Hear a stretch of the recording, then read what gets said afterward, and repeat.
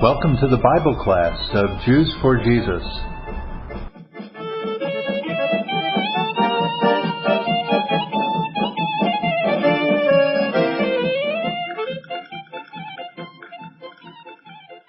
Acts chapter 22, as we ended last week, Paul was getting ready to make his defense. He had asked for and received permission to speak to the people who were surrounding him and who were hostile towards him. This was in Jerusalem. There was a lot of controversy going on. He's at the fortress, the Antonia fortress, and he's getting ready to make his defense. Standing there are some people from the Roman Empire who are gobsmacked that he's a Roman citizen. And then he starts speaking in Hebrew, and they don't know what he's saying. So this is like they're looking for the subtitles, and they're not seeing any. So we'll see their response at the end of the chapter as well. But this is being said to the Jewish people who are not believers in Jerusalem. That's putting us back into the scene. So at the end of last week, we saw this question going on, Paul identifying himself as being a man of no small city. I remember that. They thought he was the Egyptian who had led that insurrection in about 52-54 CE. He turns out to be a guy who knows Greek. Oh, so you're not the Egyptian, he says in chapter 21, verse 38. No, he says, I'm a Jew of Tarsus, a citizen of no insignificant city. Let me speak to the people. So that's when the fellows let him speak, and he gets up and addresses the people, chapter 22, verse 1, brothers and fathers. Remember who else said that? It was Stephen who addressed the people in chapter 7 the same way. And in fact, you're going to hear echoes of Stephen in this speech because Paul was so taken by the words of Stephen. He puts himself there. He says he's holding the cloaks of the murderers. He's giving approval there. So that begins for Paul his own story. It's no surprise then that he begins the same way Stephen does. Do you think that Paul had any responsibility in killing anybody? No, I don't think he did. But he had letters that allowed him to drag him back to Jerusalem for trial or whatever kind of punishment would happen. So he says, listen to my defense. I'm going to offer you something. And they said, wow, he's speaking in Aramaic. He's speaking our language, the Hebrew dialect Aramaic of the day. So they even got more quiet. So they were already listening. And we would say, you could hear a pin drop. He said, I'm a Jew. He didn't say I used to be Jewish. He didn't say I grew up Jewish or my parents are Jewish. I am a Jew. One of the things that you'll see again and again in these letters that you might miss otherwise is that being a Jew for Jesus is not a past tense reality. Being a Jewish observer of law is not a past tense reality. Maintaining your Jewish ethos, milieu, personae is not something that you used to do, but it's something we maintain to this day. When we were just getting ready to start Bible class tonight, just before you came in, I saw this fairly older Jewish couple walking by, stopping, looking, tisk tisk, shake their head, and then the woman said, oh look, they have a mezuzah on the door. Like, oh, well, they're not so bad. They have a mezuzah. In the last 24 hours, 4 Jewish people who don't believe in Jesus have come through the door, and we've had significant conversations. No, 5, in fact, I forgot. One I sat here with for a good long time this afternoon. Last night, a fella who's got tattoos, who's with a rock and roll band, who grew up here in Sydney. Then there was a young couple who came in this morning, both Jews, both pretty full on in their Jewishness. Then there was that lady who's from mixed parentage but identifies as a Jew some days and a Catholic some days, but she's not a believer in anything really. And then there's this lady who's an Israeli, and we sat and talked. And I think the one thing that they are so not ready for is that we are still Jews. They think they've got a package. This is Christianity, this is Jewish, this is Sikh, Muslim, everybody, this is atheist. But Jews for Jesus who still keep kosher or keep Shabbos or who eat Passover meals together. How does that work? They want to know, because they've seen it so bifurcated. And now to see the blend. And Paul and Luke testifies of it throughout the book of Acts. They are not mutually exclusive. Being a Jew for Jesus is the most consistent thing that you can ever have as a Jew. It makes the most sense. He is the culmination. He's the telos. He's the finish of our lives. I am a Jew, he says, born in Tarsus of Cilicia. So if you want, you can go check my birth record. Brought up, though, in this city. Here I am, a Jerusalemite. So what's he doing with the people? What's he trying to do for them? I'm one of you guys. So what does he want to rise within them? Okay, interest, good. I want you people to identify with me. I live like you live like me, we're the same. And one of the things you have to do when you share your testimony, whoever it is with whom you're sharing, listen to them for a bit until you know who it is with whom you speak. And then, as honestly as you can, don't say, hey, I was a Hare Krishna too. If you were not, that doesn't make any sense. But you can say, I was a searcher for truth. Or I grew up in the eastern suburbs, or I grew up in Adelaide, or whatever you want to say. Whatever's true, please don't. Remember, the Bible says in Proverbs, a false witness utters lies. So you don't need to do that. You need to tell the truth. But the identification thing here is really tremendous. He gives them enough pieces that something's going to hook on to every person who's standing there. I was educated under Gamaliel, who had just died 5 years earlier, strictly according to the law of our fathers. See, they're all listening. They're standing there with hostility because they're trying to defend the law of our fathers, being zealous for God just as you all are today. See? So he's given them enough pieces. You could say, I was raised in Singapore, or I was raised with a Sephardi Jewish background, when you're witnessing to a Jew from Iraq or from China, a Jew from certain parts of the world. I say I'm Ashkenaz, and that identifies me with some. I grew up Orthodox, I can say, because that's certainly true. And at 16, I became more Orthodox. Well, these are real pieces that you have to put in. You don't have to. How long did it take us to read his own testimony here? It only takes about 2 minutes. So it's not like you have to say 40 things. You just have to be pithy and particular so that they can hook onto something. You are saying, I'm like you. And, he goes on, I persecuted this way to the death. This way, Haderech, was the nickname of the church. Who else was Haderech? Jesus said, I am the way, Ani Haderech, and the truth, Baha Emet, and the life, Baha Chaim. It's a neat title for the church. Maybe we should call Beth Messiah, when we restart it, we should call it Haderech. See how it goes, the way. What are these people standing there ready to do against the Apostle Paul? But this same thing. I persecuted. In other words, listen here, boy chicks. I was doing persecution before you were born. I've been doing this for years. So it's kind of like been there, done that, got the t-shirt. Binding and putting both men and women into prison. I was ruthless.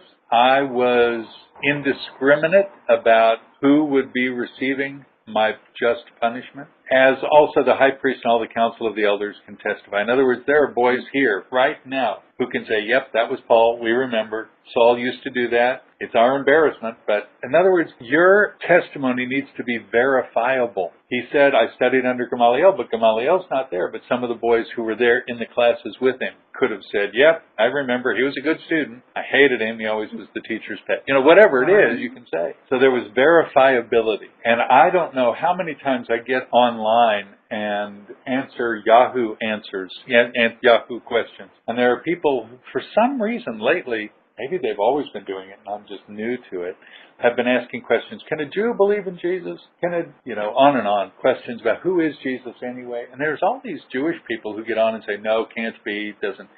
And I continually answer with my own testimony in a very brief way, saying I was and I did and this is true and yes, I am. And I don't know how many times, but it's regularly. They knock it back and say, you couldn't have been Jewish because if you were, you wouldn't believe in Jesus.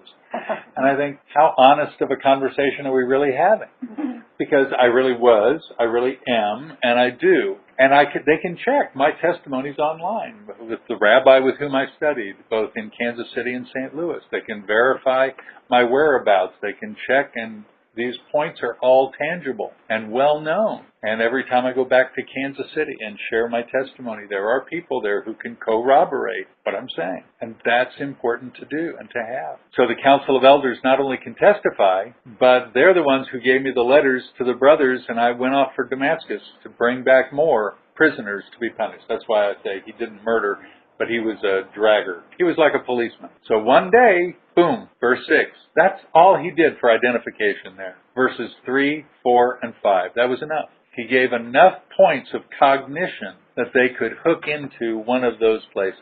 He didn't say, yeah, and it was a Thursday, and I remember going to the synagogue, and we sang, and it was really a good song. I mean, he didn't go into all the details. And you don't need to go into all the details, but you do need to give them points, hookable points. Now he switches to that moment in my life when God got hold of me. Wow. If this really is his life story, it's a short life. When I give people my testimony book, which is only about 30, 35 pages, they say, this is your life story? I said, well, this is the points that you need to know. It's not everything I ever did, but it's enough that you know that God has been involved in my life in so many ways, and he yet continues to. Maybe I'll have a part 2 one day, the rest of the story. So here it is, verse 6. Came about, I'm on my way, approaching Damascus, and it's noontime. That we didn't know earlier. And a very bright light suddenly flashed from heaven all around me. Now there's already a bright light from heaven at noontime. This is the second of 3 stories. First repetition is in chapter 9. This is the first time he says his own testimony, and we'll have it one more time here in the book of Acts. The light flashes. I fell to the ground. I heard a voice saying, Saul, Saul, why are you persecuting me? For those listening online, you can go back and hear this whole unpacking in chapter 9 when we did that. I said, who are you, Lord? He said, I'm Jesus the Nazarene, or Jesus of Nazareth, whom you are persecuting. Those who were with me beheld the light, to be sure, but didn't understand. That's a better translation, the voice of the one who was speaking to me. In chapter 9, it says they didn't hear anything. Here it says they didn't understand anything, because what they heard was either garbled. There's a different case, genitive case, different Greek usage, so it could be they didn't understand, or what they did hear was only Paul, like listening to one half of a telephone conversation. You're not sure what he means. Whatever it was, they didn't get the whole story. I said, what am I supposed to do? He said, get up and go to Damascus. There, it's kind of like, take one step. If you do that, I'll give you information there when you get there. I couldn't see because of the brightness of that light. So it's not the sun. There's an add-on. There's something brighter than the sun that's going on. People who were with me took me. We know he was blinded from Acts 9, don't we? Came into Damascus. Now we know it took a couple days. He's sitting there for a couple days from Acts 9.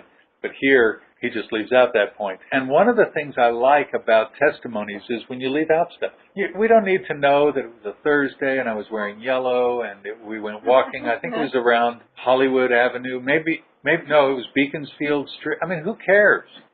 You give enough points, but not every point. Nobody really cares. Leave out the 2 days. A certain Ananias. Now we get more information about Ananias than we had earlier. He is a faithfully Torah-observant Jew who is maintaining his Jewishness. Again, a point for these folks listening there in Jerusalem that is significant.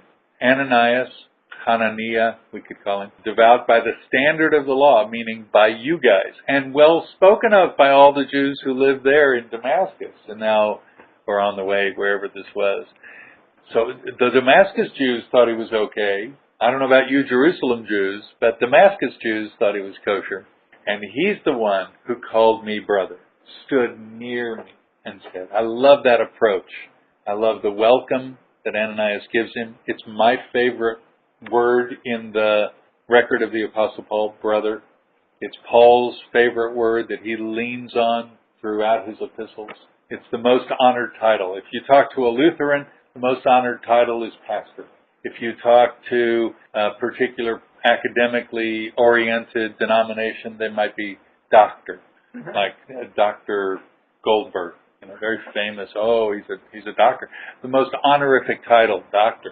In Indian culture, isn't it that way? Doctor, very, very important name. I got called doctor often, and I'm not. But in Paul's word, brother, was the most important word. It was the first word he ever heard as a believer. Received your sight, and at that very time I looked up at him. In other words, God granted me sight. He said, the God of our fathers, our God. Now, this is God of our fathers. This is such a phrase that's so consistent with things Jewish. This is not a new God. This is not the God of the most recent time. This is not the God of Isaiah or the God of Zacharias and John the Baptist. This is the God of Abraham, Isaac, and Jacob. This is our patriarchal God, the God who's been with us from the time of Abraham and through Moses and King David. Now he is still active and communicating. He, that one, the one who gave the law to Moses, has appointed you to three things. Verse 14. And this may be the best thing to categorize your own life with. To know his will. Number 2, to see the just or righteous one. And number 3, to hear an utterance from his mouth. That may be the life of the believer. Appointed to know his will. What is it about God that we need to know? What he wants for our lives? What am I supposed to do today? In the same way they led the apostle long before he was to Damascus to hear what God had for him. That is what God needs to do for us. What am I supposed to do with my life? How am I supposed to benefit the world? What are we as an organization, Jews for Jesus, supposed to do? What are we, this church or that church, wherever you guys go, supposed to do in honor of the Lord? Knowing his will personally and corporately is the most significant thing and primary thing as far as function and persona, I think, in all the world. And it's doable. How? To see the righteous one. And number 3, to hear from him. Hear words from his mouth. Hear an utterance from his mouth. So it's in seeing and hearing. And remember, I love the way Luke always aims at hearing, seeing and hearing. He's Dr. Luke. He's going to record these things that matter to him.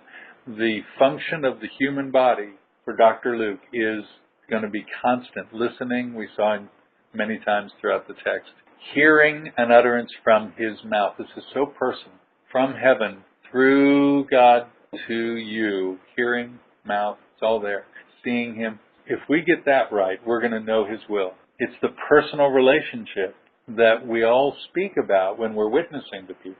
Last night, for about an hour and a half, I was online on Facebook having 2 seriously heavy chats. One with a Jewish believer from Western Australia, one with a girl who is Jewish who lives down in the Gong. Both were at a time full-on Jesus people. One is slipping and the other has seriously slipped. She's about 30-something and the one out west is 20-something. And they had such different attitudes about their questions. The one down south was hostile and argumentative. And when I heard similar, but not the same, questions coming from WA, I asked her quickly, why are you asking these questions? Are these your questions or are these somebody else's that you're voicing? She said, no, these are mine. I've had them for a long time. So I'd start to answer and she'd jump on me with another question. What about faith? What about sickness? Why does God hide himself so much? I mean, on and on. So after a while, I'm answering her, trying to be patient and answer. She says something and I asked her, why are you so argumentative? Why are you so cynical and argumentative, I asked. And she said that she was, she'd be right back. She came back 5 minutes later and I thought and prayed during that 5 minutes. I thought, that's really neat of God to give me prayer time in the middle of a conversation like that. She came back and thanked me for my patience and we continued the conversation and she said, I apologize. I didn't realize I was being that way. And when I heard that, I realized she is not so slippery as the one down south. Think about it. When you ask questions, and God loves to listen to questions, he wants us to ask him questions because he wants to give us answers by his presence, by his person. Here he wants to do that. And so this is the word that came to the apostle, and it's a word that is given to us as well. God has appointed us to know his will and to see the righteous one and to hear an utterance from his mouth. And at the end of our conversation with the girl in WA, it was so good. And she thanked me for the answers, and she had confidence. And I asked her, have you ever prayed online with anybody before? And she said, I don't think so. I said, well, let's try it. So I typed a prayer, and she said, amen. It was kind of neat. And I really saw God turning her heart. The girl down south, cold, hard, hostile, no prayer at the end. But I was able to send her some literature, and she gave me her details so that I could send her some more things in our conversation. Well, sometimes kind words, like the apostles did to Bar Jesus, they said, you're going to be blind, I mean, kindness doesn't always mean nice. The deacon Stephen was not nice when he gave his final declaration. And these words aren't nice as we read them, but they are clarifying. You will be a witness for him to all men, verse 15, of what you've seen and heard. There's that phrase again, what you've seen and heard. That's a constant phrase echoing through Luke. And now, why do you delay? Get up. Be baptized may better be translated, get yourself baptized, which was done by kind of self-baptism, not our tradition that we have today where you go stand there and somebody dunks you. This was a way for people to do it themselves. So when you see that in the movie The Apostle with Robert Duvall, don't be weirded out. That may be a better translation of what they did in verse 16 than otherwise. Wash away your sins, calling on his name. He's done that already.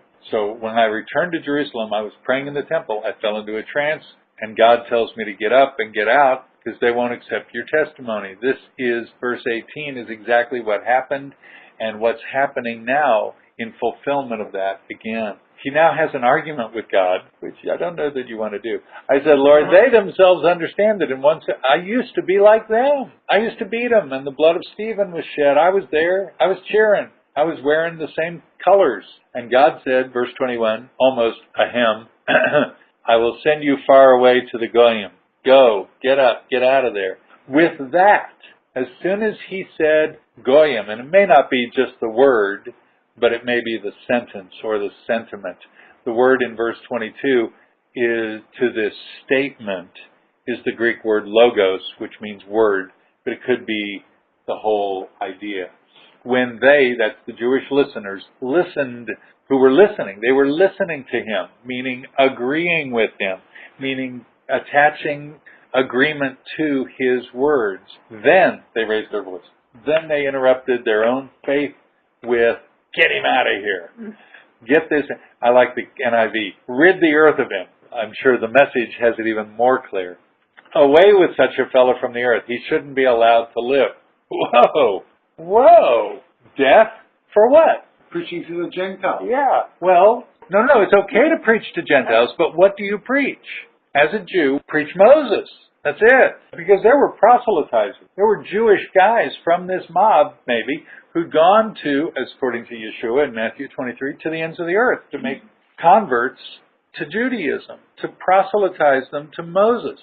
But here he's saying the same benefits that I received of knowing God personally is now extended to the Goyim.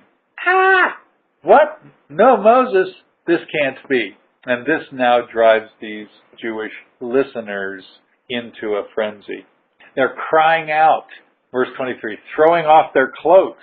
They're ripping their shirts. They're tossing dust into the air. In David Stern's commentary, he says, I've lived in the Middle East for 20 years. I know how you throw dust at people because there's plenty of it. And I think he makes comment about not having rocks around like they would have in John, in one of the conflicts there in Jesus in chapter 10 where they picked up rocks. He said maybe they didn't find any rocks, but there's always plenty of dust around. Other commentators say this throwing dust in the air is symbolic. It's a very Middle Eastern symbol of antagonism. It's cursing. That's it. Like shaking dust off your feet. Somehow getting it off your cloak, getting it up in the air is a way of saying you're as earthbound as can be. I'm not going to listen to you anymore. May you go back to the dust. The commander ordered him to be brought in. What's the commander there to preserve? Peace. Pax Romana. And he doesn't speak Hebrew or Aramaic. So the commander doesn't know what Paul's been saying, but what he does know is that now a riot is about to break out. And the last thing the commander wants is a riot. So he orders this guy brought into the barracks. He should be examined by scourging, which means beat the living daylights out of him. You know what scourging is? It's that whip, like we call the cat o' nine tails, with the leather, with the metal or rock in it, to beat Paul until he gets the information out of him. Why he didn't just ask, we don't know. He wanted to find out, to examine him, so that he might find out, see it in verse 24, the reason why they're shouting against him that way. He basically lines up with the Jews. He doesn't know this fellow whom he mistook as an Egyptian anyway. He knew he was an insurrectionist right away. The commander knew that Paul was trouble. So, come on, buddy, get in here. Beat this guy, will you? Let's find out what's going on. So while they're stretching him out with the thought, they're getting him ready to be beaten, Paul says, in the right language, is it legal for you to do this? Whoa! Are you a Roman? He said, yeah. And so the commander has bought into it. He's bought his own citizenship. You could do that in those days. Well, you can do that here in Australia. He might have been Turkish. He might have been from another country. He wasn't Egyptian because he confused Paul as an Egyptian. I don't think. But this centurion, we don't know where he's from. He could have been a slave. He certainly acted slavish, and he acted in a military way. That's usually people who've been raised in a military or militarized. Tell me, are you a Roman? He answers yes. He doesn't say, produce a document. Listen, the rules were so clear that if you lied and said you were a Roman citizen when you were not, oh, that was death. Yeah, I mean, beating is one thing, but death is quite another. So nobody would say, oh, yeah, I'm a Romano, me. Well, he was a Roman. I don't know about his evidence, but he was quick to say yes because he was. And so the commander says, wow, I had to buy this with a lot of money. Paul said, I got you trumped. I was born a citizen. So those who were about to examine him, I love that, question him, really beat the living daylights out of him, let go of him right away. They quickly stopped because they didn't want to be guilty. And the commander also was afraid when he found out he was a Roman because the centurion had put him in the chain. Yikes. It was illegal to do that to a Roman citizen. Cicero wrote about this, saying it's the worst of crimes to unjustly treat another Roman. It's funny that that's the worst of crime, but to Cicero it was. And so you get the picture that's evidenced here in the book of Acts. Wishing to know for certain why he'd been accused by the Jews, the centurion released Paul and ordered the chief priests and everybody to get back together, and then he's going to hear some more evidence, and that'll happen in next week's lesson. Pretty exciting story. What do we learn? We learned that the Bible is true. We learned that Yeshua is the Messiah. We learned that God can do anything and save people, even against hostile folks like the Apostle Paul certainly was. He can break through a light even in the midst of day and shine a greater light and get our attention and make us blind until we see Him for who He really is. He can lead us in the way by people we don't even know who they are, who are committed to us and helping us. And then I love Brother Ananias, my hero. I mean, I got to meet him like within the first week. I know you'll all be there, and it'll be great to have a Bible class reunion. And yet, there's going to be Ananias. Where is he? I got to find him. He might be on some planet somewhere, but I'm going to look for him because he's one of my heroes. And he was observant. We know that being Jewish doesn't mean you are not necessarily observant to the Torah and Moses, that the gospel goes to all people, not only to the Jews, but to all people. I want to ask you a question. Sure. Being Jews for Jesus, do you have to keep the Torah?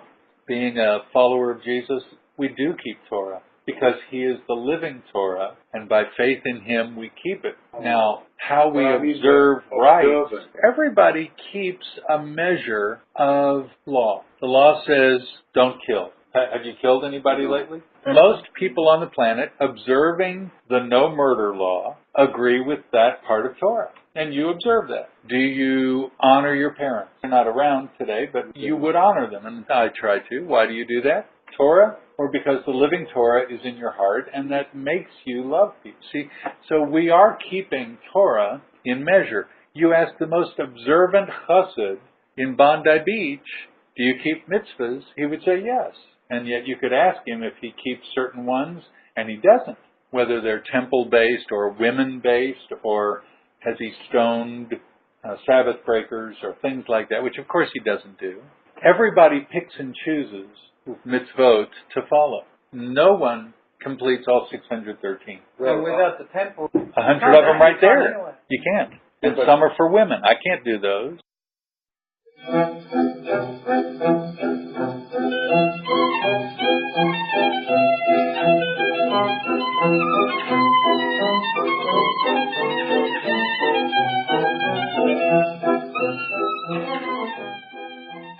You've been listening to the Bible class of Jews for Jesus in Australia. For more information, contact us at Jews for Jesus, Post Office Box 925, Sydney, Australia, 2001. God bless you.